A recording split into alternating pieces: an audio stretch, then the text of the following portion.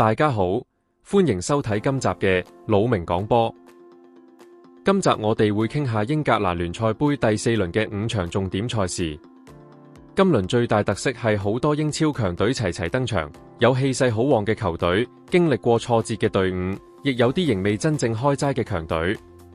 咁我哋逐場拆解，最後再做個總結，講下啲值得留意嘅細節。準備好未？我哋開始啦。首先講曼城對史雲斯。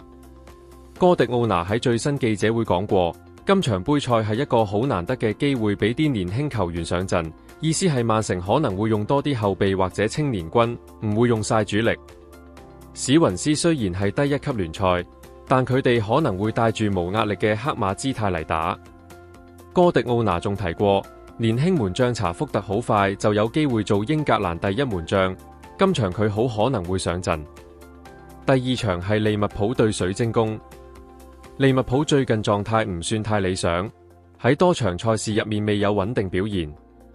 教練史洛可能會喺杯賽用多啲變陣，門將阿里遜仲未復出，今場可能會用活文守門。水晶宮今季曾經擊敗過利物浦，佢哋有信心做冷門。今場變成豪門受壓對中堅挑戰嘅格局。第三場，阿仙奴對白禮頓。阿仙奴近況正佳，喺聯賽行得好有氣勢。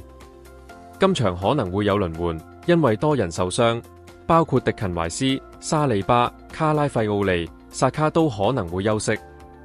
白禮頓喺杯賽表現驚人，曾經連贏2場大比數，雖然聯賽起伏大，但具備爆冷潛力。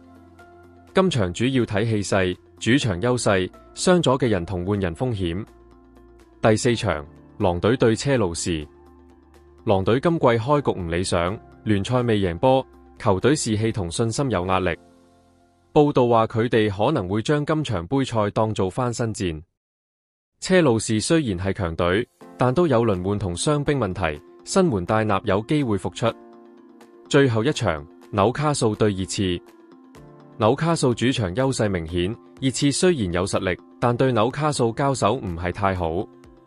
今場可話係衛冕隊對決挑戰隊。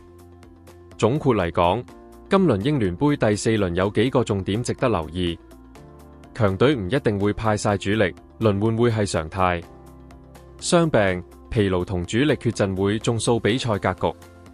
弱隊同低組別聯賽球隊有機會做黑馬，尤其係主隊放鬆或者輪換多嘅情況。主場優勢、士氣高低同交鋒歷史都係細節，但往往成為比賽突破口。